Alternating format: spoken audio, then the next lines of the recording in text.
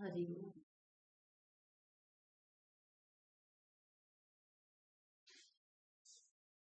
Om Shri Chinmaya Sadguru Namaha Om Samasta Jana Kalyane Nidatam Karunamaya Namami Chinmayam Devam Sadgurum Brahma Vidya Hari Om. Reading of the book written by Param Poojya Guruji Swami Tejomayananda towards greater success. Success is desired by all, but attained only by few. Why? Swami Tejomayananda tells us all about true success. His emphasis is on self and self management rather than worrying about the fluctuating market scene. This empowers us to deal with the harsh realities. Through this book, learn about ways to make your personal and professional life less stressful and more meaningful.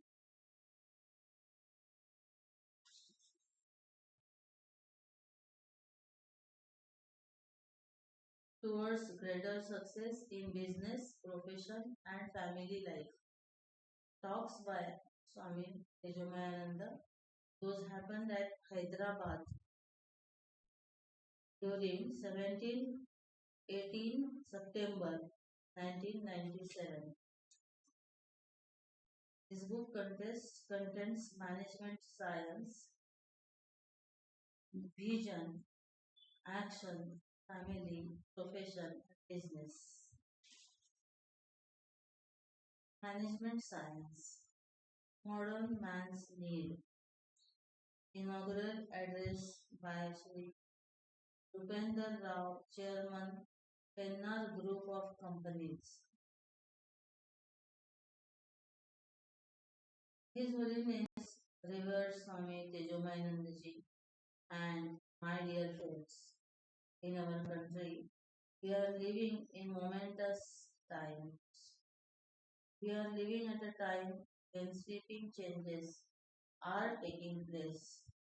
50 years ago, when we attained independence, there was for us the challenge of building a new nation, a nation of free citizens, and a nation where there would be food, wealth,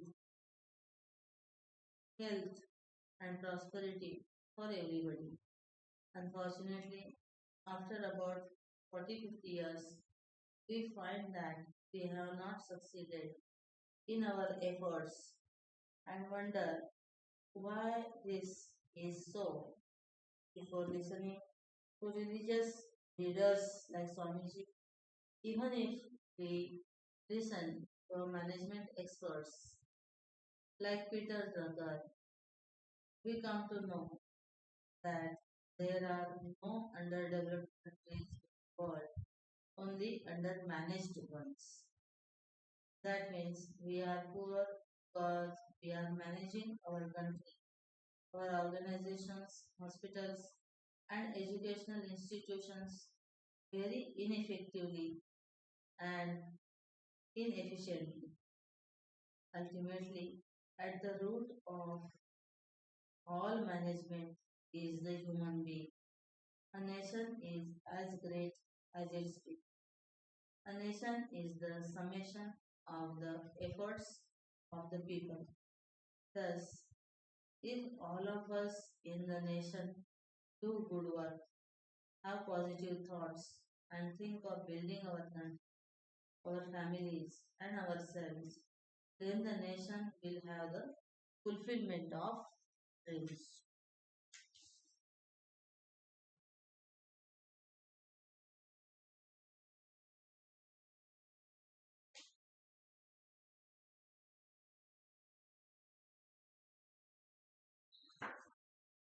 About, about 5 years back, we realized that we must adopt a new model of growth, not the socialist model, but a model based on free enterprise. So now we are working on the twin planks of globalization and liberalization. Liberalization, liberalization means everything is free for everybody. Any Indian can start any enterprise anywhere in India, irrespective of his location, caste, or creed. Globalization means that we are going to break down the walls we have built around our economy, which in turn will help us to integrate with the rest of the world. So today, therefore, these new winds are sweeping through the country. This is creating a lot of tension, worry, and stress. People in business and various professions suffer this stress. The head of the family may bring home these tensions and create commotion in the family life. How do we tackle this and learn to cope with this? What is the inner strength we can draw from ourselves? If we do not know how to take control of our emotions and plan for ourselves, then we cannot gain any success in life. Swamiji's talk in the next 2 days are very timely and useful, and we are indeed fortunate to have Swamiji talk to us on this subject. I thank the organizers for this opportunity. Talk 1. Vision. What is real success? Dear friends, my hearty greetings to all of you who have come to listen to the talk on this topic, which is very dear to everyone's heart, namely how to achieve greater and greater success in life. I am very happy that Sri Rupendra Rao has introduced the topic very beautifully, bringing to our notice the present state of our nation, our problems and our struggle to solve them and reach the goal of success and happiness. In life, we find that if an individual or a group of individuals work very hard for a particular goal, dedicating all their efforts for achieving it, they succeed in it. But it is a very strange thing that though each and every individual, without exception, is trying to achieve success and happiness, he or she doesn't seem to achieve it. Now that we do not find happiness, but the happiness which we gain is short lived. Not that we do not find happiness, but the happiness which we gain is short lived. In general, we find that people end up leading a life of incompleteness. Even after achieving many things, there is no sense of fulfillment. Complete happiness seems to elude us always. When we read newspapers, listen to the radio, watch TV, or talk to different people and ask them, are you happy? We find that every person is trying to become happy. Each person thinks of himself, if I get such thing, I will be happy. I want to gain somewhere. I want to get somewhere. If I get there, I will be happy. So, all the time we are preparing ourselves to be happy. Before getting an object, we feel that if we get it, there is nothing more to be achieved. Once we get it, we find that it is not the final thing. There is something more that we want to get. I work for something thinking that it will give me total satisfaction. I keep saying that if I get it, I will not ask for anything more. Yet, after getting it, if someone asks me, are you happy now that you have it? I know that my happiness is still not complete. There is still a void in. However, I do pretend that I am happy. It causes me embarrassment to admit that my happiness is not complete even after getting it. Thus, we only prepare or pretend to be happy. Everybody wants success in life. Actually, success results in happiness. If I don't succeed, I am miserable. Success is a sweet word and everyone wants to gain it. The man who invented the matchbox was very happy because it was a striking success. Everybody wants a striking success. But what is success and what is happiness? Happiness seems to elude us, and so does success. Why does this happen? If an individual works totally for a goal, he gets success. But here, though all of us are working for success and happiness, nothing seems to give us total happiness and a sense of where is the problem.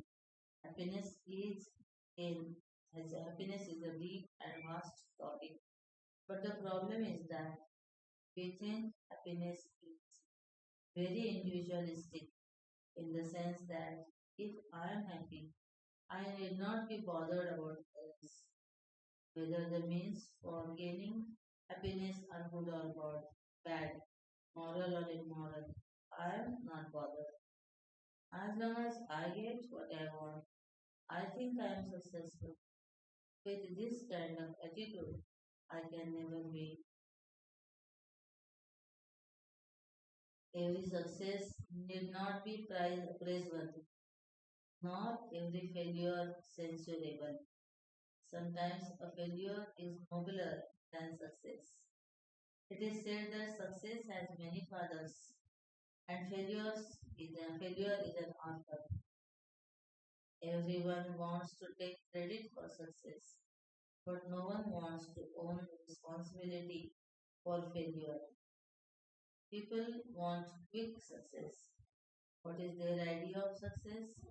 Suppose I want to pickpocket somebody or make an attempt to someone's life and I do succeed in my attempts. Is such a success praiseworthy? Ravana kidnapped Sita successfully and Jatayu tried to save her but failed. Who is greater? We know Jatayu's father failure is nobler than Ravana's success. In the ultimate analysis, Jatayu was successful and Ravana was a failure because the purpose for which Sita was kidnapped was never served. Sita never surrendered herself. On the other hand, Jatayu wanted to protect the purity and in that sense, Ravana is an example of succeeding in an attempt, but the goal itself was selfish, immoral, and not praiseworthy.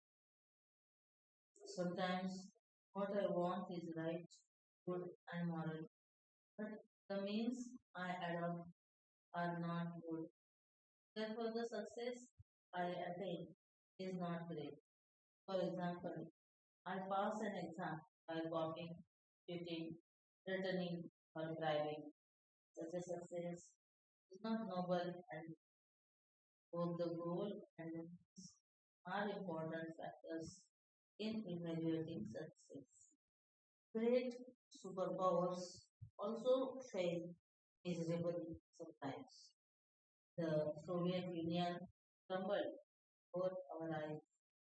The developed nations are very advanced in terms of technology, science, defense, and industry. Yet, it does not mean that they are successful as nations on the whole. Vedanta says that life is one whole and it cannot be divided apart. Therefore, despite attaining spectacular success in specific fields, we may not end a successful future. as individuals or as nations. We do not understand our life as a complete whole. We have divided life into many parts or compartments because of which we may be successful in our professional life but miserable failures in our family life. A brigadier who successfully controlled his brigade may not have any control over his own son. A successful industrialist may command respect in society, but at home he asks his son for a glass of water. His son may say, "Can't you get it yourself?" The father asks the son, "How is your school going on?" And the latter retaliates recently, "I never asked you how your office is going on." The father, who was reading his son's progress report, which was in fact a rigorous report, asked, "You have failed again. What will our neighbors say?" The son coolly replied, "They will say you are exactly like your father." Such responses leave one speechless. Even in family relations, a person might be a good husband but a bad son, or vice versa. The wife was asked, "If it is it difficult to please your husband?" She replied, "I don't know because I have never tried." One father said, "Before getting married, I had six theories for raising children, but now I have six children and no theories." In one relationship, a person might be good, but in another relationship might be bad. A man may be praised by everyone except his own wife. Sometimes it is the other way round. A man was fired everywhere he worked. His wife was asked why this was so. Being a loyal wife, she replied, "At least he is not a cheater." Obviously, he could not handle a relationship with anyone on the job. Once Valmiki she asked Sage Narad, "Give me an example of a contemporary man of perfection." Narad replied, "It is difficult to find such a perfect being who is good at everything, but there is one, and he is Lord Sri Ram. If we really want to understand what true happiness or success is, we must pay attention to Ramayana. But unfortunately, people treat it as just another story. They do not dwell on its deeper significance or give it deep thought. They go to a lecture on Ramayana and goes off now and then. It, in between, they get up and ask, "What stage has the story reached?" Someone answers, "Ram has just gone to forest." They say, "Oh, I see," and go back to sleep again. They rarely listen to it fully and sincerely. The Bhagavad Gita gives us a vision of total life. But nowadays, Gita is read only when someone is on the deathbed or on the TV when some leader dies. But do you know that the Gita teaches what the Gita teaches? Ironically, it teaches us how to live in this world. Some people even worship the Gita by wrapping it in a silk cloth so tightly that its great spiritual knowledge is securely tied up and not allowed to come out. Foreigners ask us, with all the great spiritual knowledge that India has, why is its condition so pathetic? The answer is simple. There is great knowledge, but it is only in books. How will this knowledge help us if it is confined. Param Gurudev has done a great job in bringing out that knowledge and the message can be understood by the simple stroke from the Gita itself. Uddharet Atmanatmanam Atmanam Sadhaya. You raise yourself to great heights by your own efforts. Do not degrade yourself or look down upon yourself. You are your best friend and you are your best enemy. If in India our condition is pathetic, we cannot blame any outsider for it. We have effectively made ourselves like this on our own. People say that the British came here and adopted the policy of divide and the fact is that we divided ourselves and they rule over us. Even now, this is what they are doing and we are good at it. They keep on dividing ourselves into smaller and smaller groups, act, act against others, score a point against them, and feel that they are very successful. The present situation is that we do not have a clear idea of success or happiness. We have no clear vision of life. We are divided like parts. Our idea of happiness is very limited. We become very successful from a particular field, but are utter failures. What an example.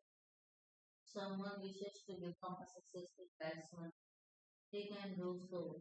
He, he can play against all kinds of bowling and is not intimidated by different field settings. Suppose there is a batsman who can only play the toss. He can hit a sixer only against that bowling. Otherwise, he is clean bowled. Clean bowled. Our condition is like that. We can only play balls in particular fields. A doctor can handle any medical, but may be unable to deal with emotional problems. He may be unable to deal with his son who is erratic and temperamental.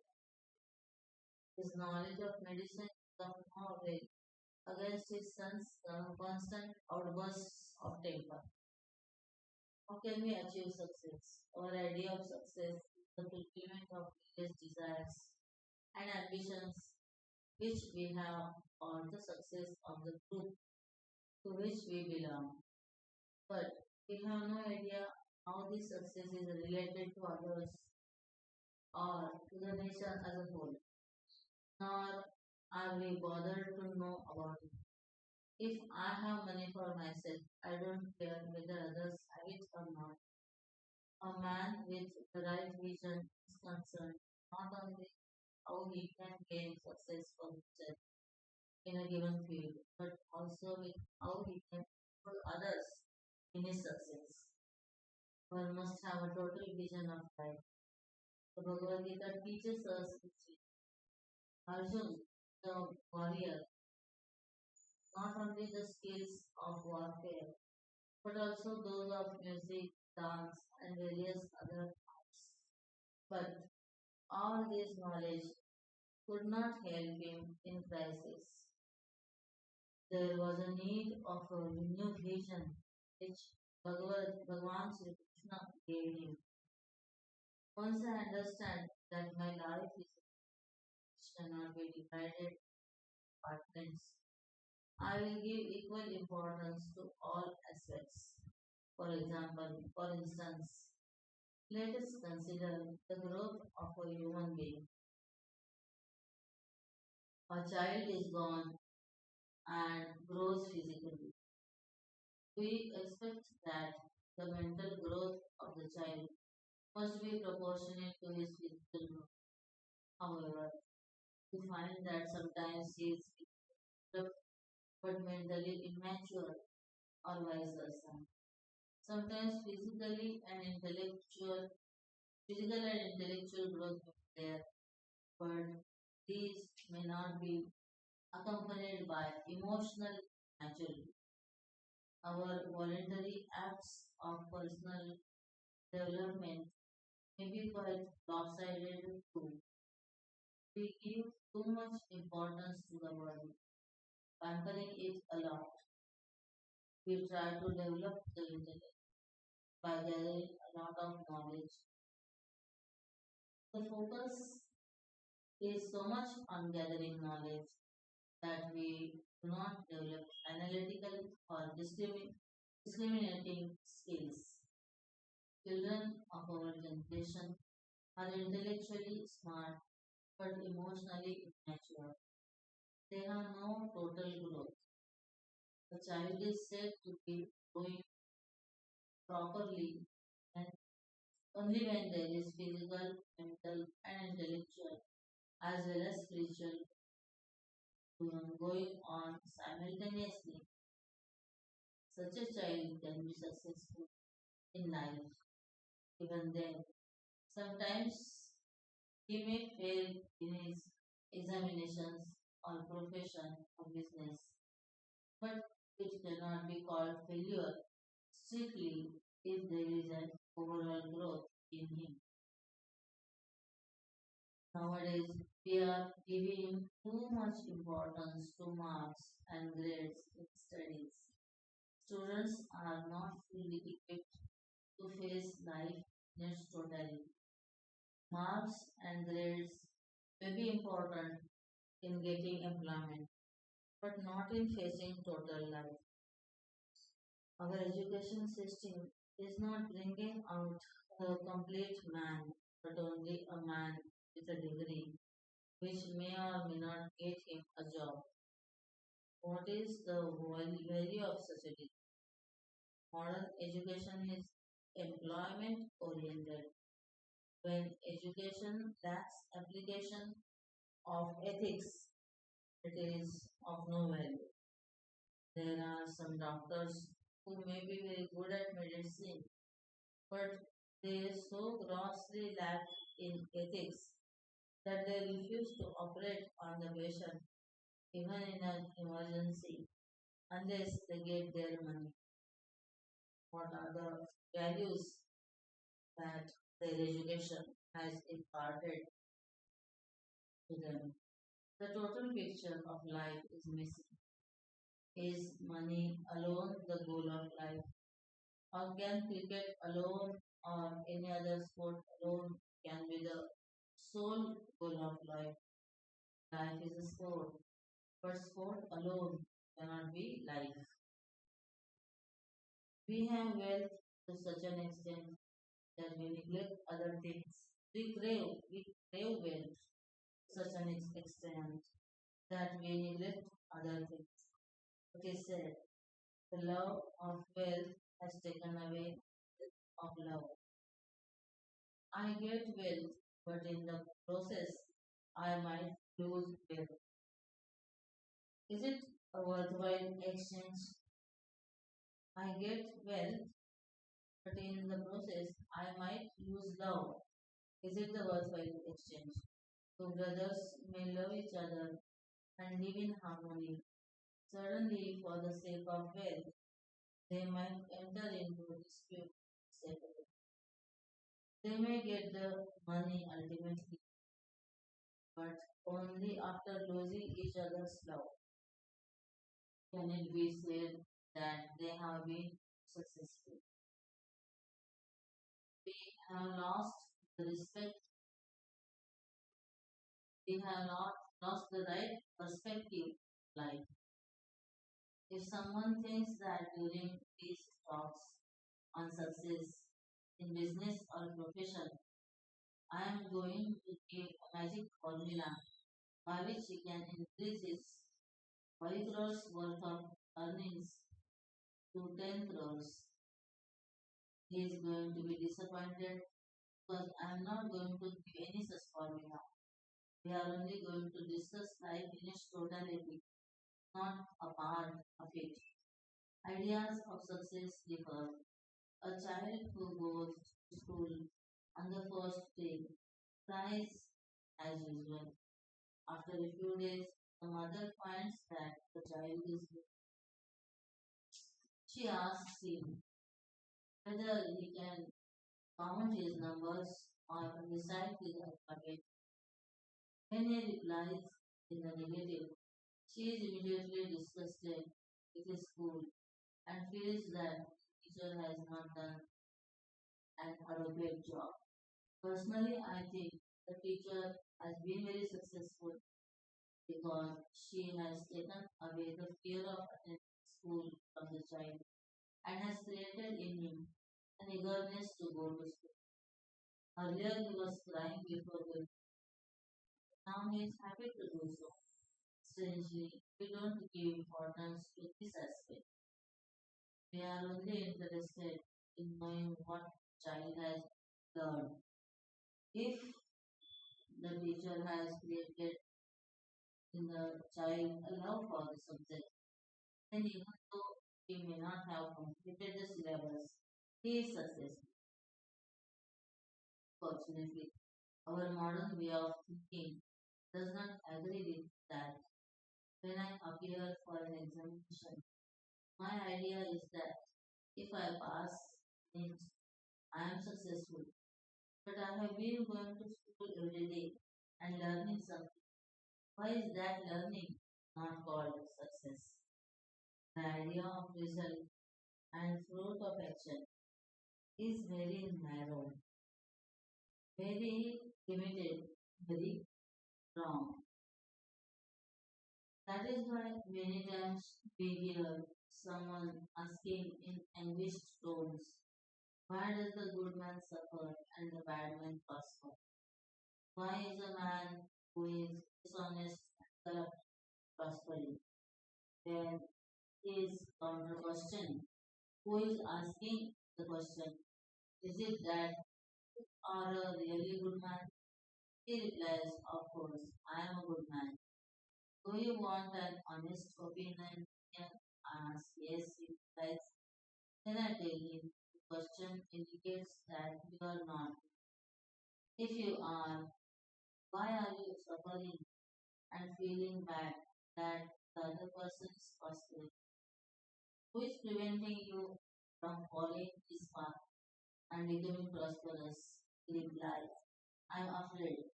Afraid of what? Taking bribes or becoming prosperous. One man said, I never bribed in my life and asked why. His reply was nobody ever offered to bribe me. Remember, a good person suffers only when he is asked to do something bad. When a man does not drink liquor, be forced to do so would be an utter suffering for him. For an honest man, the suffering would be to become dishonest. The result of a good or bad action are immediate. We always think of success as resulting only in a material benefit. We have lost sight of subtle results and think we can do anything for the sake of material results and get away with it. But that is not possible. Real success is one by which I unfold and integrate my personality and gain peace and happiness in my life. When I go to a friend's house and see a beautiful watch on his table, I might be tempted to pocket it. From the moment this thought creeps into me, restlessness begins in me. My mind becomes agitated. I start casting furtive glances over my shoulder to see if anyone is watching. Thus, even before the wrong action is done, a thought warns me. What kind of a person am I? Planning to pocket my own friend's watch? This is not worthy of me, and I shall not fall prey to this temptation. Immediately my mind calms down, my restlessness ends, and I am at peace. The result of the good thought is experienced immediately, but our idea of fruit of action, of result and success is very strange and ironic. We look for material rewards or punishment. When it comes to motivate people to work for a common goal, managers in all fields face a problem. Material benefits are given to motivate people, but after some time, people get so used to them that the novelty wears off and they ask for more and more benefits to continue to do their best. When another organization offers a little more money, people are ready to borrow. How do we handle this? What makes for total success? There are three concepts which are related to influence to work towards the goal. These are instigation, motivation, inspiration.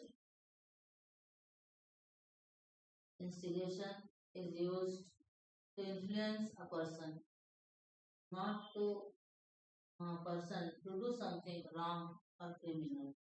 For example, riots are instigated, not inspired. In motivation, generally material benefits are offered to make people work better. Such incentives might bring about spectacular results. For instance, we might want the economy to open up and foreign investments to flow in to attract foreign exchange. The government might decide to give a lot of incentives to develop tourism. By this, money might flow in, but along with it, we may lose out in many ways. Foreigners may come in, but they may also bring into the country many undesirable effects. Thus, motivational factors may also bring out into the country many undesirable effects. These may be wonderful for achieving certain ambitions. For some time, these factors may work, but they do not bring permanent solutions.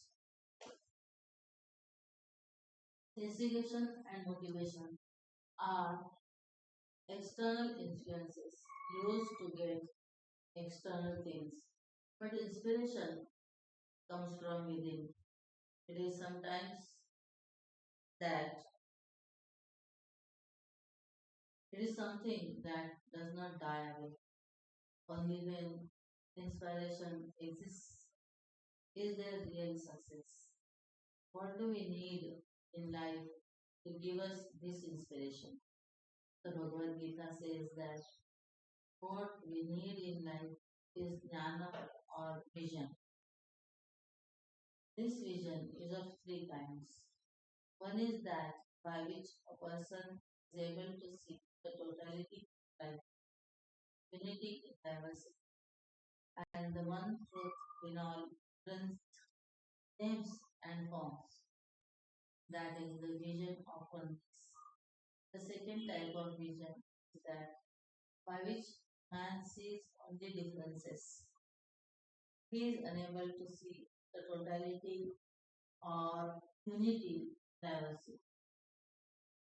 The third kind of vision is one where man considers the part as the whole.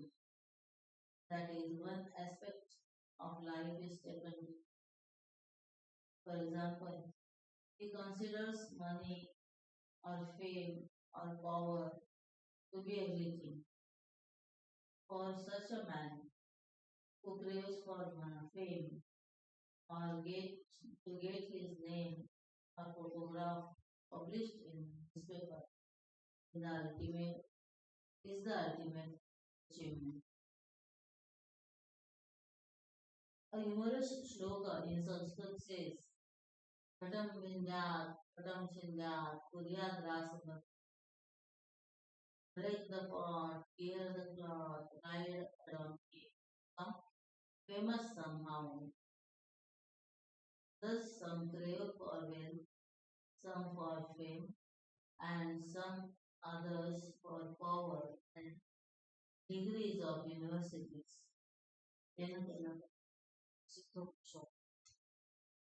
This concept of totality of vision is applicable at all levels, starting from the body. The body has different parts, but I love and I'm ready to serve every part of my body impartially. I do not hate any part. The same vision is extended by me. When I see the whole family as one unit, I love every member of, and I cannot hurt any one member. The family's happiness becomes my happiness. At a higher level, I may look on the entire organization, society, or nation as one unit.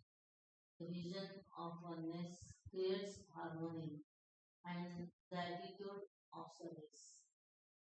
It is my success is one that does not exclude anyone. It is all inclusive. It does not neglect the welfare of others. It does not make others suffer. Vision of oneness creates love and harmony and service. The vision of separateness gives rise to divisions, likes and dislikes, and causes strife. In the same nation, one state might fight another state. When I perceive a heart as the whole, I become a fanatic. Fanaticism may relate to religion, politics, or even material. I become fanatically attached to something. People say that religion has created wars. No, it is fanaticism that has created wars. Do you know the meaning of the Sanskrit word dharma, which is the Hindu equivalent of the word religion? It means that this integrates. If we say that dharma creates integration, then obviously our understanding of the word itself is faulty, according to the Bhagavad Gita. The second thing that one must have buddhi is the faculty of discrimination. Our ability to look at life, the light of our vision, and the ability to translate that vision into action is called buddhi. The first type of buddhi gives us the highest kind of vision, and the person who has it has a clear understanding of what is right and what is wrong, and how to translate that vision into action. The second type is such that the person having it is quite vague about things. He is never very sure or clear about anything. The person who has the third type of buddhi has a totally distorted understanding of things. What is right is understood by him to be wrong and vice versa. For success in life, we require the first kind of buddhi so that we take right decisions. We must have the highest vision and it must be brought into action. A person contests the elections for the post of MP. He identifies himself only with his own constituency. But if he becomes prime minister, he has to develop a total vision and cannot think anymore of the progress of his constituency alone. He should now be identified with the totality of the nation. The third requisite for gaining abiding success, according to the Gita, is dhruti or fortitude, means the ability to hold on. My capabilities and my vision may be great, but I must have extraordinary patience and fortitude to overcome all obstacles that come in the way of achieving my goal. A man who does not have such fortitude may try to take shortcuts.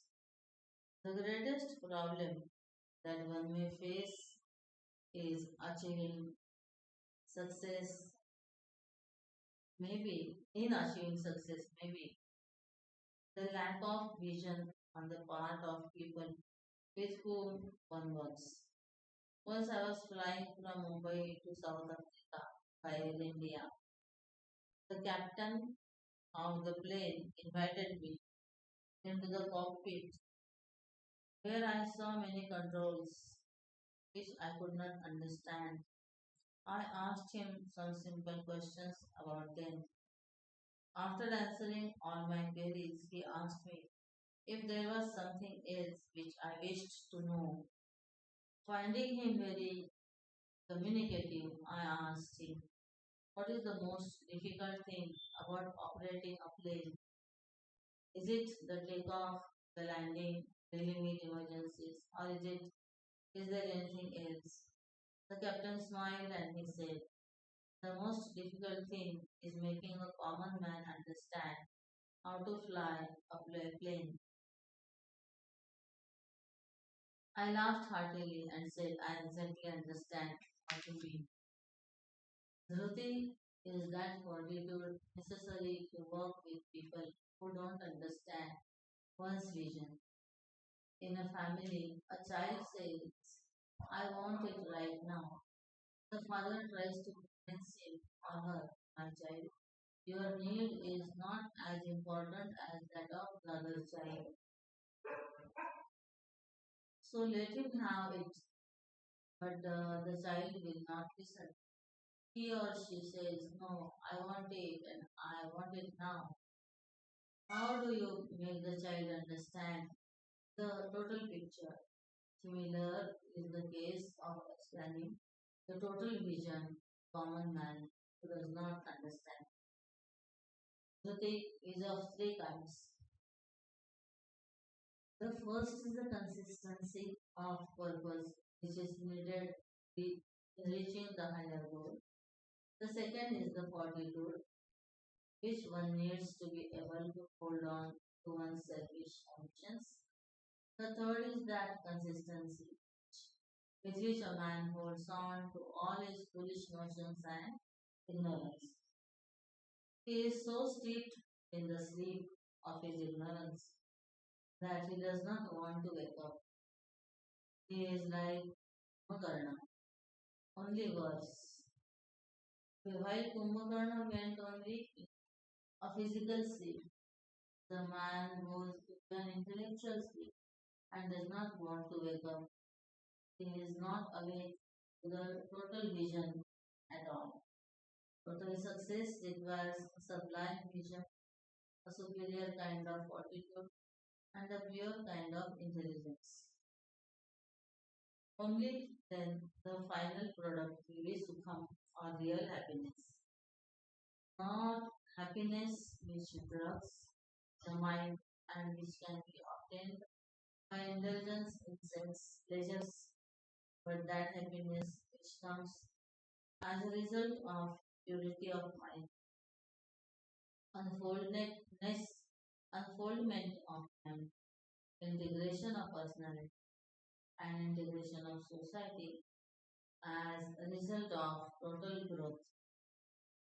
It should be our aim to gain that happiness.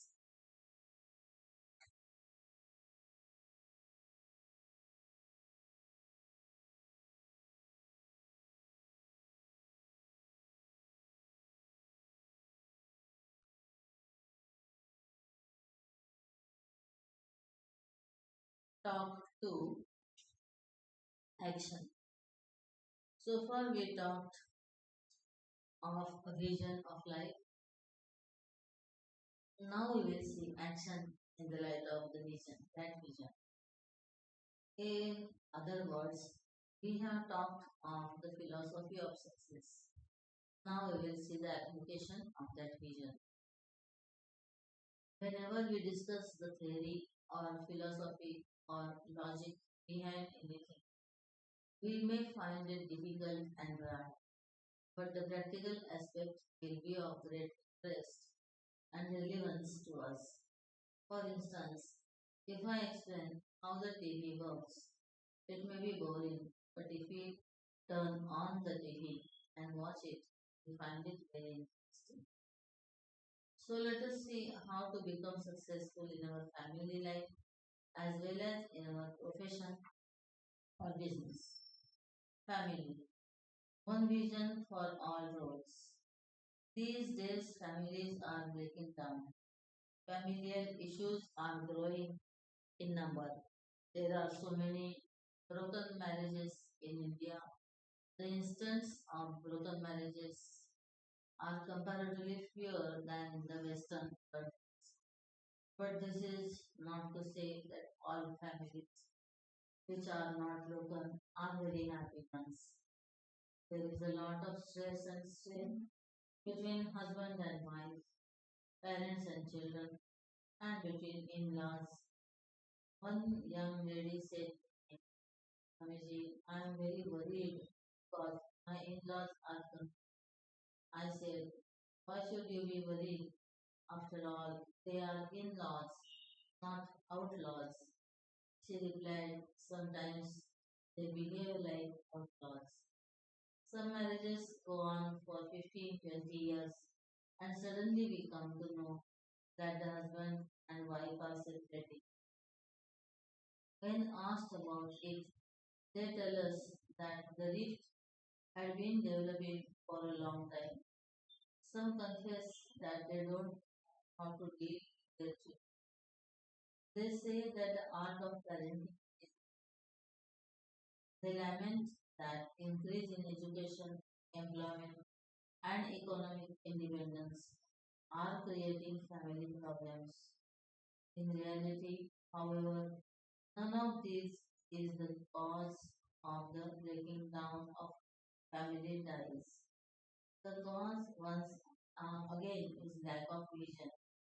All the members of the family must have the vision of one integrated family. In cricket, a batsman might be batting, but he cannot restrict his focus to his own sport. He must identify himself with the entire team.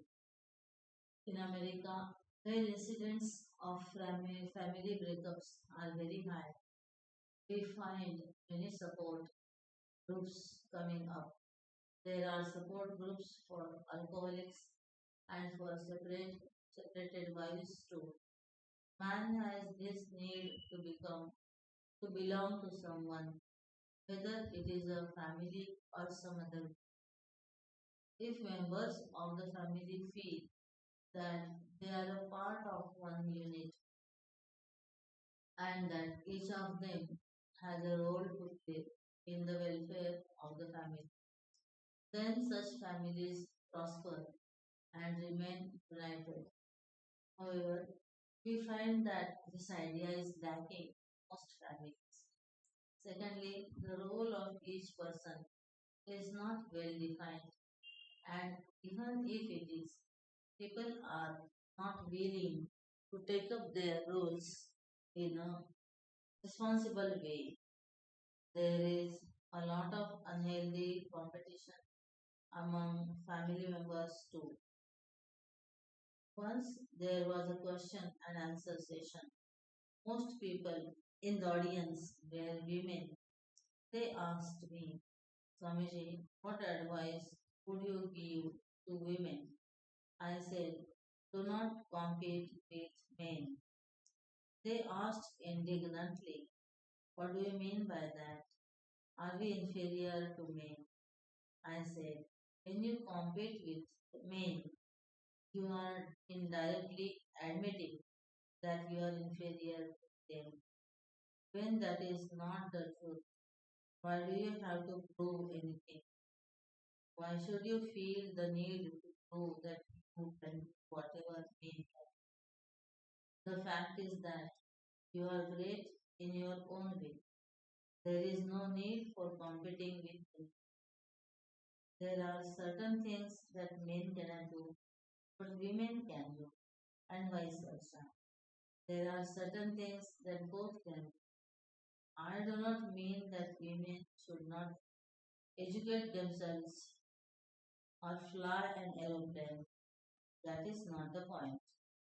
Every individual has certain abilities, qualifications, and aptitudes, and also a certain role play in life. As long as I understand my main role, even if I take up other activities, that is alright. There will be no problems. But the problem comes when each of us forgets our main role and competes in matters not pertaining to our main role. The husband may become jealous of the wife because she is earning more, and the wife may be jealous of the husband regarding some other matter. For example, I am a sannyasi. If I perform my duty and also sing or cook, that is fine. But suppose I only cook, you will possibly feel that I would be better off as a chef in a hotel. I may be interested in cooking as a hobby, but that cannot be my main role. If I remember my main role and I play it to the best of my ability, and along with that, if I can do something extra which can be beneficial to others, then it would be very good. Now, a husband has a particular role in family. The wife also has got hers. Even if the wife takes up a professional job, she will still have to fulfill her family responsibilities. My intention is telling this in telling this is not to discourage women from taking up jobs or to give up their jobs. Women can take up jobs, but they can't give up their family responsibilities. Unfortunately, nowadays everything is associated with if someone is earning or making money, then he is considered to be productive. If he is not bringing money, then he is said to be unproductive. Some women believe that they are unproductive because they are only housewives. In the West, many housewives nowadays call themselves housemakers to feel that they contribute substantially, which is greater making a lot of money or transforming an ordinary child into a great soul. Think there are many instances where many great persons were solely influenced by their mothers, who were in most cases not very educated. If a mother has inspired even one child and make him truly great, then she has done a great service to the nation, which cannot be compared in terms of money. If the family needs money, a mother can explore her talents, but not at the expense of the character building or man making education. that she has to impart to her child. Otherwise, money will be there, but children will be neglected. The other day, a man asked me, Swamiji, nowadays life is too fast. A time has come that we have no time to give to our children. I told him rather openly, you should not have brought them the world. Then he was shocked. I explained, if you don't have time to give to your children, do you think others are free? Parents have to take their responsibilities and play their role with reference to their children. Often it is seen that problems arise because parents try to fulfill their ambitions through their children. Once a husband and wife were having a dispute. The husband wanted their child to be an engineer. The wife wanted to be a doctor. Someone intervened and asked them, why don't you resolve your differences by asking your son what he wants to be? They both said in a chorus, he is not yet born. What an absurdity. All the members of a family must understand that the family is one unit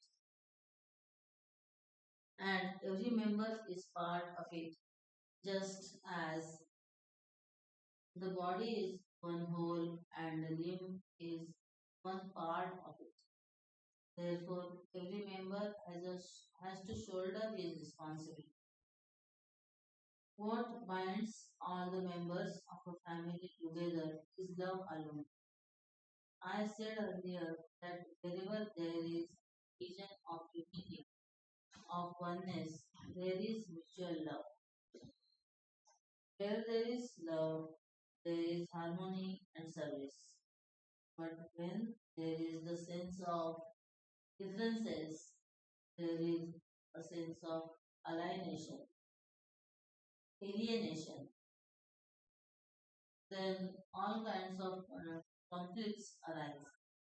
A boy happens to meet a girl and they fall in love at first sight, then parting at second sight follows. Why is it so? Let us investigate. In the beginning, there is sheer love and no demand whatsoever. Each one is interested in making the other happy, so they don't demand anything from the other person. Later, what happens is that each starts demanding, each starts expecting that the other should make him or her happy. So instead of making the person happy, they start thinking of him themselves. Then frictions, fights start. Then they stop talking to each other and start communicating to their respective parents. Where there is mutual love, there is no need of making a chart of duties or responsibilities. There is no need for one to remind another of his or her duties and responsibilities. But when there is no concern for the partner, divorce becomes the only solution. Then there is dispute over the division of wealth and the custody of the child. It so happened somewhere that before finalizing a divorce, there was this dispute over the custody of a boy to be sorted out. So the son was asked, do you want to live with your mother? No, he said, because she beats me. Do you want to stay with your father? No, because he beats me. Then whom would you like to be with? With the Indian Olympic team, because it does not beat anybody.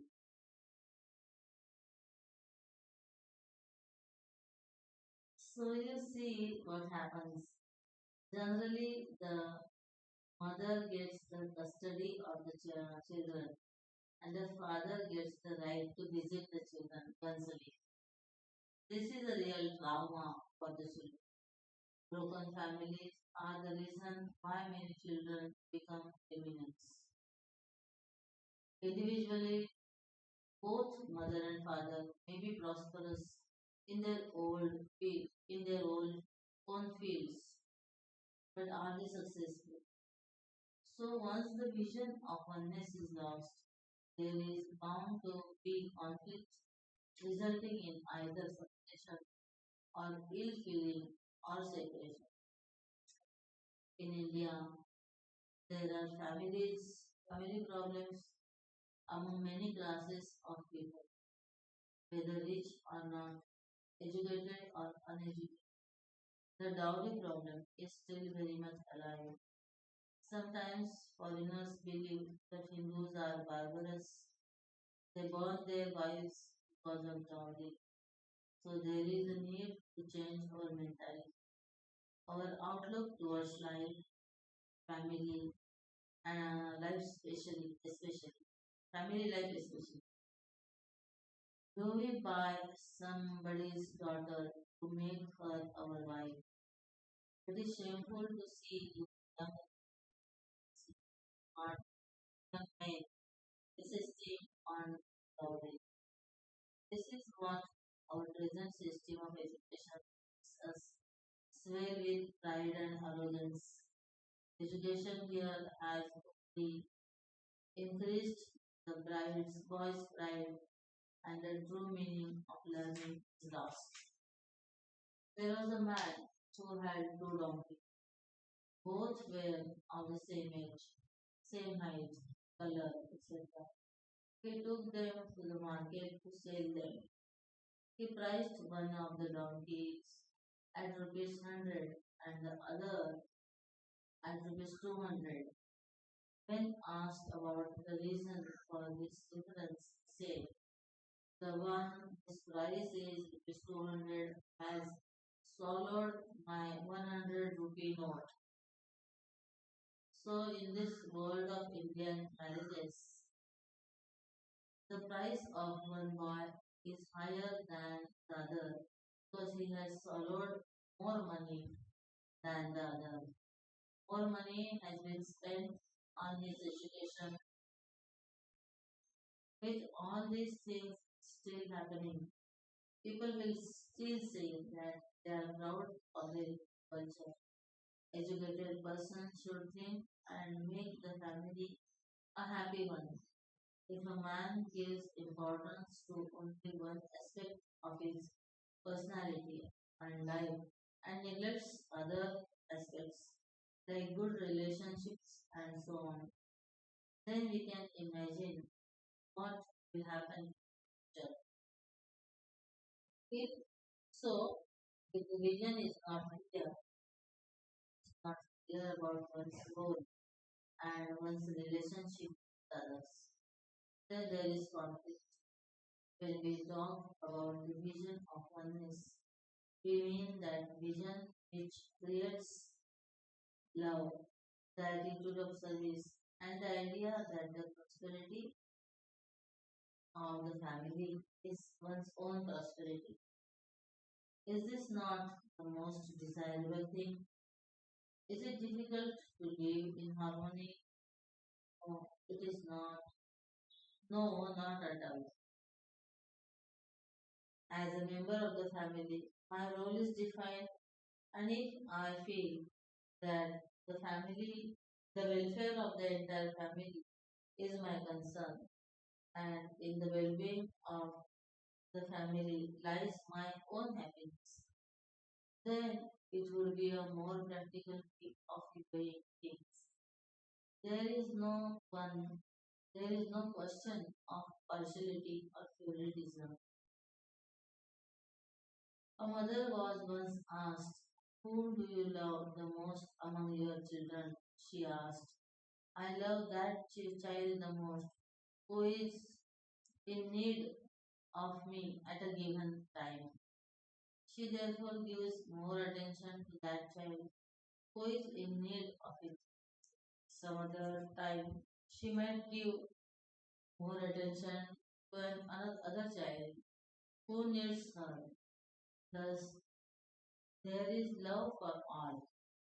I am talking about individual family relationships, not about situations or specific relationships. Love melody for family melody.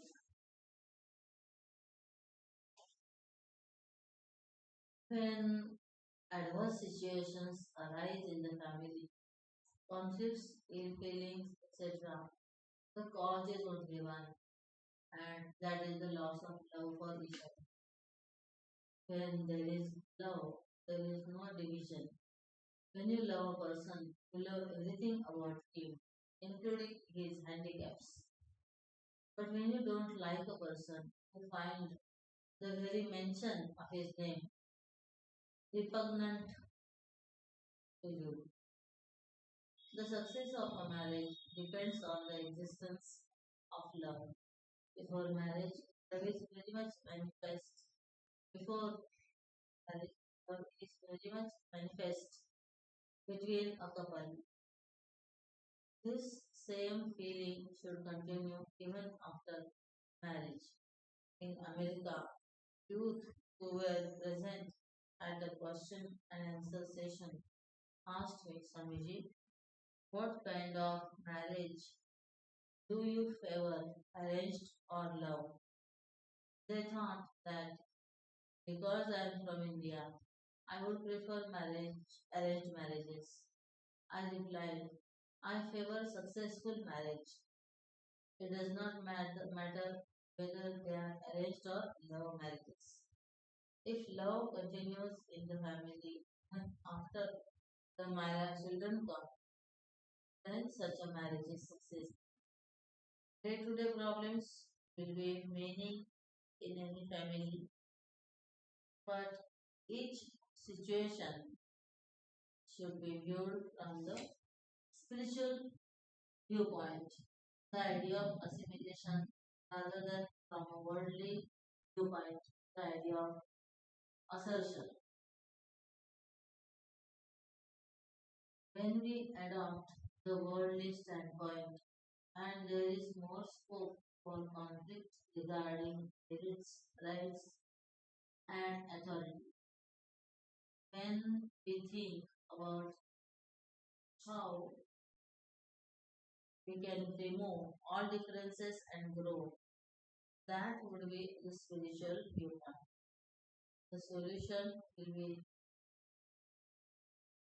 totally different. An individual has got certain responsibilities towards the family. The family has certain duties towards society and the nation. Only that family which understands this will contribute towards society and nation. There are some families, particularly yeah, which have only one son and they expect him to give all his money only to the family. They recognize that he has a duty only towards the family. We Hindus are quite strange in certain respects. We do not want to make any sacrifice. We respect all sannyasis and are ready to fall at their feet in veneration. But we don't want our son to be a sannyasi. There are many who say to the parents of the sannyasi, how lucky you are to have a son like a sannyasi. But when someone tells them, your son also wants to become one, immediately they sink into despair. Some of them fall at my feet and say, Swamiji, you reason with our son. He wants to join the ashram. Dissuade him. Drill some sense into his head. Even if he wants to join the army or navy, the lamentation is the same. They would rather that he becomes a computer engineer or better still a consultant than even earn much without investment. They prefer a safe life. The path of a sannyasi is not the beaten track. Even life in the Air Force is perceived to be very risky life. Why should all the sons earn only for the family? Do they have no duty at all towards the society? Don't people die if they are not working in the air or on the sea? There was a man who worked on a ship and lived more on the sea than on land. He loved this kind of adventurous life and was once describing the friend listened and asked him, are you not afraid of the sea? The sailor replied, many generations of my family have worked on the sea.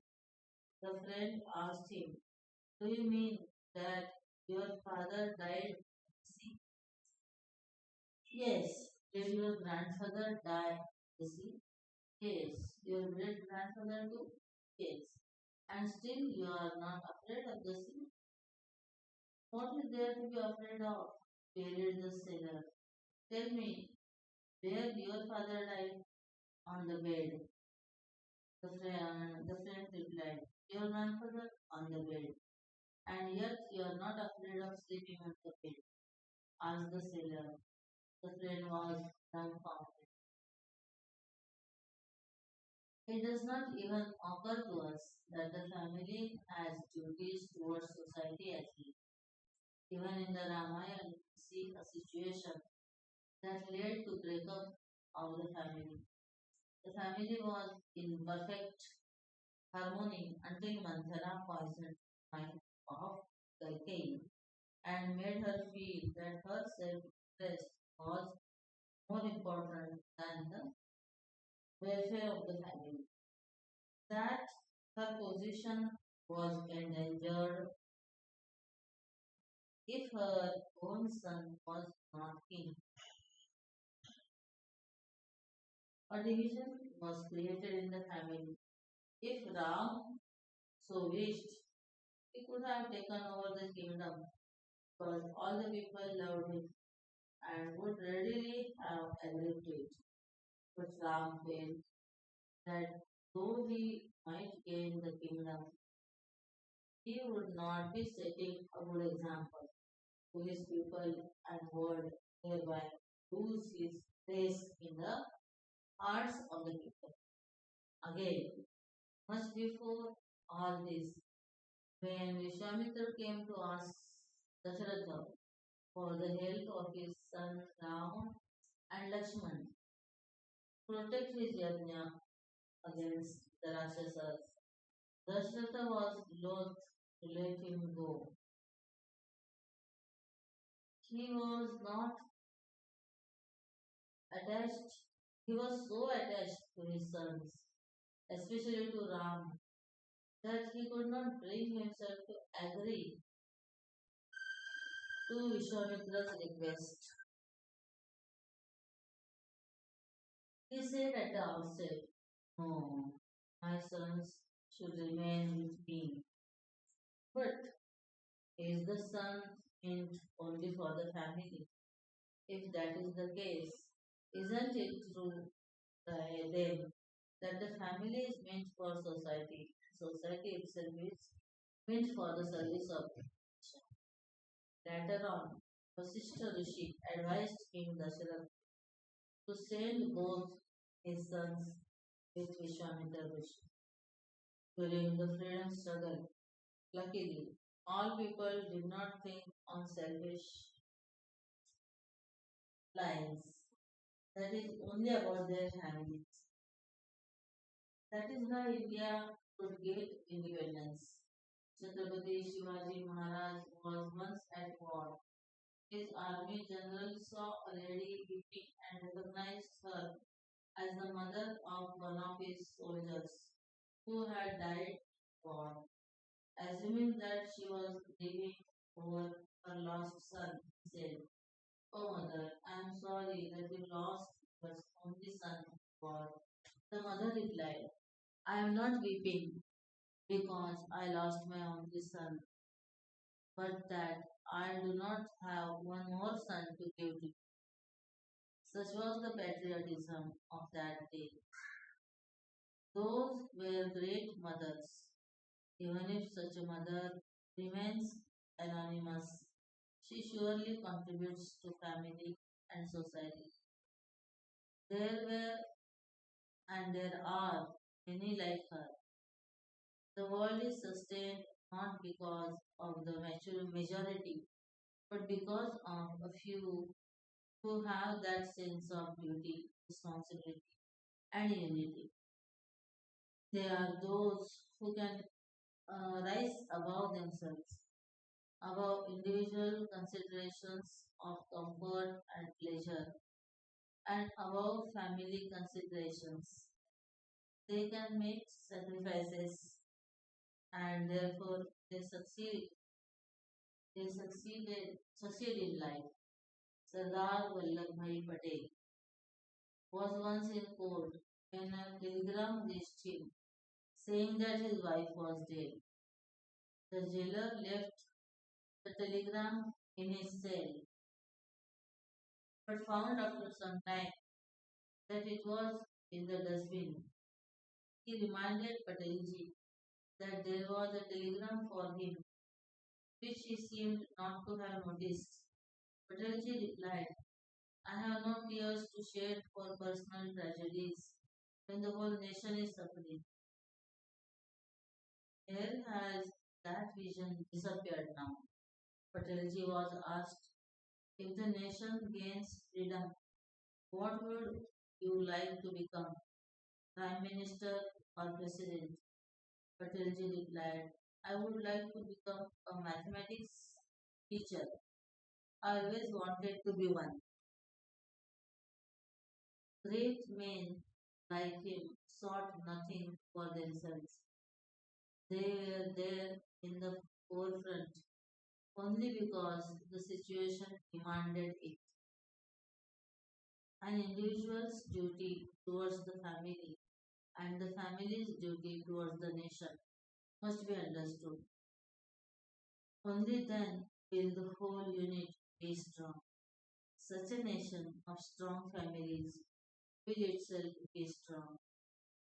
When the vision is lacking, the nation might put itself up for sale to other nations for the sake of a few dollars. What is the root cause of our pathetic condition? We might give umpteen causes such as illiteracy, population, lack of technology, but all these are minor causes. When the basic cause is not dealt with, the country cannot progress. When the vision of oneness is applied to the family and the children are taught spiritual and cultural values, from such a family emerge great national leaders, professionals, businessmen, artists, and philosophers. Don't try to compete with each other, but play a complementary role for the welfare of the family and society. When we make a good cup of coffee, we find that all the ingredients such as milk, sugar, coffee powder have different qualities. But when mixed in a certain proportion, they surrender their individual qualities and together contribute to the taste of wonderful coffee. This might appear to be a very simple example, but the same principle applies everywhere. Bhagavad Gita says 18.45-46. स्वे स्वे कर्मणि कर्मण्यभिरता ततः सिद्धिं विन्दति मानवः स्वे स्वे कर्मणि अभिरतः Siddhim Vindati Manava. Man attains perfection by abiding in the performance of his karma, which is dedicated to God. Then alone is the growth and beauty. Then alone is there and beauty. Profession. Dedication matter as regards any profession. Our idea is that you must learn something and make money through it.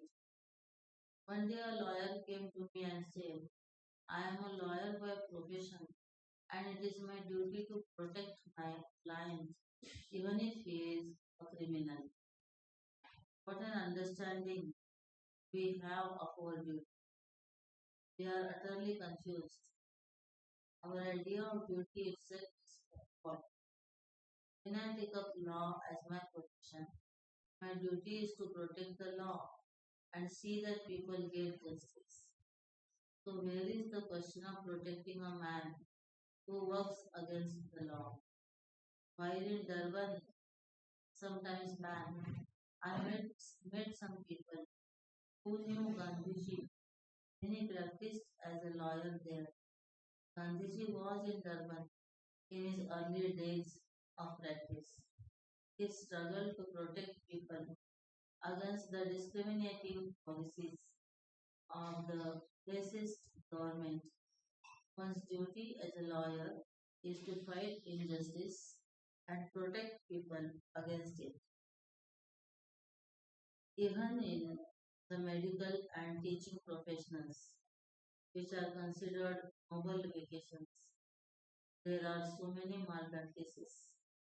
In any profession, there are three aspects: learning or knowledge, application, and ethics.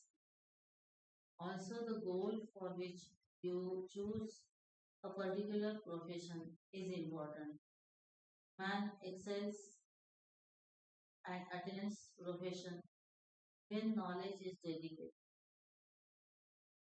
and attains perfection when knowledge is dedicated to a higher goal, a higher cause. Hanuman was in the service of Sukhdev. The same Hanuman was later in the service of Ram. His dedication was higher than Tansen in Akbar's court. He sat immediately that who once paid him an effusive compliment. Tansen, you are the emperor among musicians. There is no one greater than you. Tansen replied, Maharaj, it is very kind of you to say so, but Mandas Maharaj is much greater than I am. Akbar commanded, bring him to me. Tansen said, he will not come to you. You have to go to him if at all you want to listen. He lives in a Krishna Mandir in Vrindavan. When Akbar went there with Tansen, he heard Haridas Maharaj singing, and his voice was divine, soulful, and out of the world. Akbar was totally captivated. He said to Tansen, Tansen, I now understand what you mean. Your music is nothing compared to this. Why is there such a difference in quality in his music and yours? Tansen replied frankly, Maharaj, my Guru sings for God, whereas I sing for me, and that there lies all the difference. When you are trying to please a king, what more can the king after other than a title, land, or wealth? Saint Nagaraj also refused to sing for anyone except for Lord Ram. So we see in life that when our eyes are not on money or cheap publicity, but on maintaining the dignity of the profession and using our skills to noble influence. Our performance is the moment we become dedicated to earning money. The quality of our performance deteriorates. Take the instance again of a talented musician. If he pays no attention to the size of his audience or earnings and is totally immersed in the joy of his performance will be very. However, the same musician's performance deteriorates when his focus is on popularity or how can one attain perfection and success in one's profession? The first, the first requisite for success in any profession is proficiency, followed by efficiency in translating one's knowledge into action.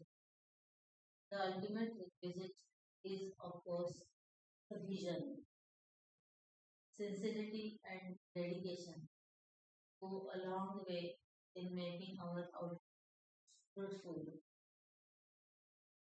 These days, there is lack of dedication. When sports has become matches are fixed, we stoop to bargain literally for money. Remember, when cricket is being played, it is not 11 players versus another country, but rather India versus another. So we say India is playing or is winning, not that so and so cricketer is winning. When these sportsmen represent their country and identify with what zeal they play, it is a much more inspired, it is a much more inspired performance than when they are playing purely for money. At the great altar of dedication, our performance is inspired. A man must excel himself and bring out his best. This comes out only from dedication to a great cause. This, this is professional success in the true sense. Our idea of success must undergo a radical change. We must go beyond ourselves and excel our own previous performance. This alone can be the real inspiration in any field. It is for be it politics, education, sports, or economics. Otherwise, there will not be total progress anywhere. Business, money for whom? I met a young son of an industrialist who said, our duty as business people is to make money. Make money for whom? I asked. He said, make money for ourselves, naturally. But how is this money made? If Indian businessmen make their money by trading with Pakistan during the outbreak of war between both the countries and thus create an artificial scarcity in our own country. What would you call this? Is making money at the expense of your own country, right? They say might is right. There is something wrong with this slogan. When we understand might is not right, but rather right is might, the outlook will be totally different. If we buy people with our money, treat them like purchasable commodities, are we successful businessmen? Our duty as businessmen is to tap new resources and contribute to the wealth of the nation. We now hear in India that our market has opened up and globalization are bringing in many multinational corporations from other countries.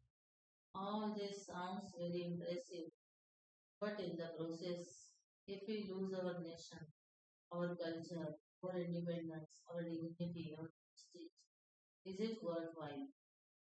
This does not mean that we must remain poor. Actually speaking, India is not poor. We have many natural resources. There is our brain drain, all our intelli- intelligentsia, intelligentsia migrating to other countries. Scientists who have migrated help in building wealth and defense equipment which are sold to our enemies who use them against them. What an irony.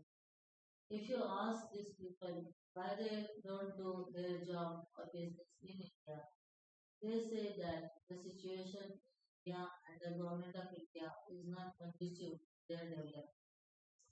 We blame the government so easily. But is the government not made by us? Why blame it in democracy as the Praja subjects, so the Raja king, not vice versa? Our life will change when we start owning up our share of the blame. We can achieve nothing by blaming others. Why are we not able to produce more wealth and infrastructure here? Take Singapore, for instance, which is not even as big as Mumbai. They are richer than us.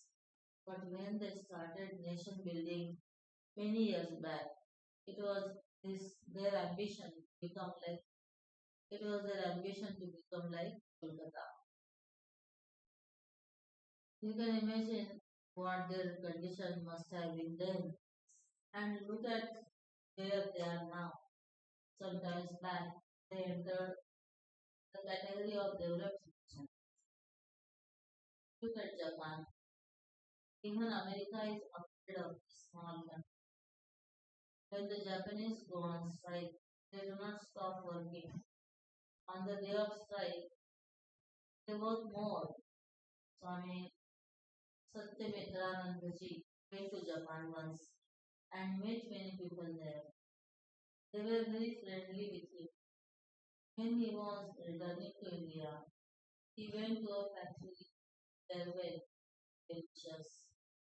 There, they did not even bother to look at him, but continued to be totally immersed in their work. He was totally ignored. Later, they apologized, saying, Swamiji, we are very sorry that we could not go talk to you at the factory because you came during our national hours. In India, we do not have this concept of national hours at all. During working hours, you find most people outside office doing their personal business. An officer was asked, how many people work in your office? He replied, 50%. What about the other 50%? Was the next question. Some are backward and some forward. He replied, what do you mean by that? Was asked. He said some of them lean forward and sleep, while others lean backward and sleep. Such is the work culture of our. The idea of making wealth for the country is not new. Once a Swami was traveling by an express train in Japan, and when he alighted from the train authorities refunded some money to all the passengers. He was surprised and asked, what is this money for? They said this train is supposed to go at the speed of an express train, but due to certain reasons, It has come at the pace of a passenger train. That is why we are refunding the money. Can we ever see such a situation here? If the train comes at all, it is a great thing. Sometimes we are pleasantly surprised that the train comes on time. Then we realize that it is actually 24 hours late. An irritated traveler went to the railway authorities and asked, what is the point in printing a railway timetable? The trains are always coming late. That came the reply. If there was no timetable, how would you know how late the train is? This is the sad state of affairs. This is the way we look at our profession or business. Success in business depends on the harmony with which everyone in the business works. The efforts of all must be well coordinated. Customer satisfaction is important. If I think about my satisfaction, I might make profits in the short term, but ultimately I will lose my credibility and my business will be short lived. While in America, once when I was making a phone call, the phone got disconnected and immediately I called the operator to complain about it. He said that I would not be charged for that call. Again, when I was on an international call, the line got disconnected and I was not charged for it. Such is their consciousness, conscientiousness.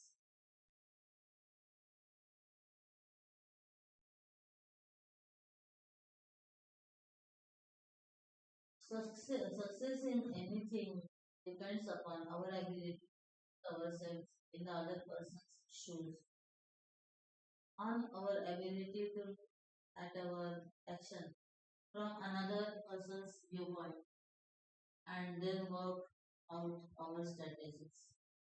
If I am giving a lecture, I must know that what the listener expects and must act accordingly. The first thing that the listener expects is that I should start my talk on time. Secondly, I must be able to give their attention within the first few minutes, otherwise, the lecture becomes boring and seems to drag on endlessly. This reminds me of an after dinner speech made by a man. After coming back home, he asked his wife how his speech was. She said, you don't have to be eternal, be immortal. Similarly, businessmen must know the pulse of the market. In Tulsi Ramayana, Bharata asks Ramchandraji at Chitrakuta, Lord, please give me a few guidelines for ruling the kingdom. Ramchandraji replied, you must always remember that the whole kingdom is one unit. The king is one part of the unit and the people are the other part. The king is the mouth and the subjects are the limbs. The food might go in through the mouth, but it is used for the nourishment of the entire body. Similarly, taxes may be collected by the king, but they must be used for the welfare of all the people. Only then that kingdom flourish. It is the same in business also. The Bhagavad Gita 3.21 says that every person is potentially a person because whether he is head of the family, a businessman, or a national leader, he is a role model for some. If the person who is in a position of influence has the vision of the oneness and works keeping totality in mind, then there will be real success. His performance will be good. His business, his success will and go beyond its field of work. There will be a total blossoming of his personality. When the whole nation is built up of such persons, then such a nation will flourish, and only then the world will change. Puja Gurudev Swami had this vision and brought this vision to light through his talks on Vedanta.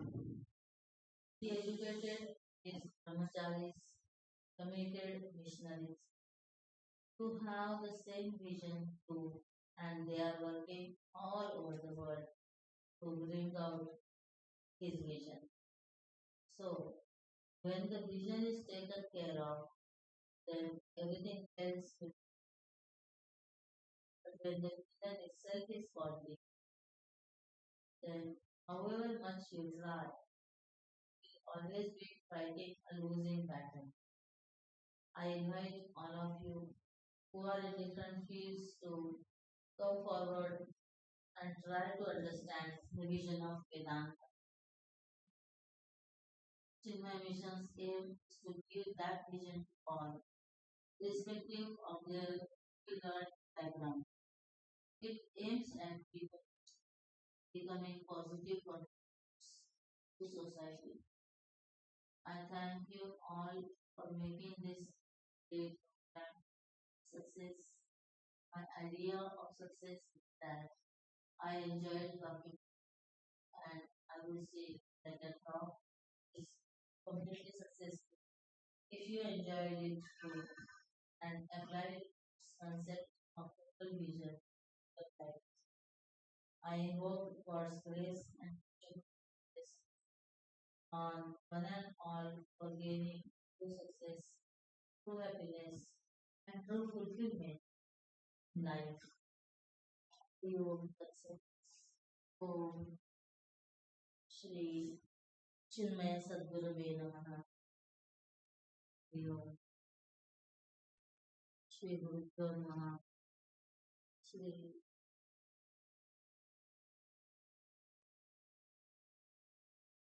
Sadguru Maharaj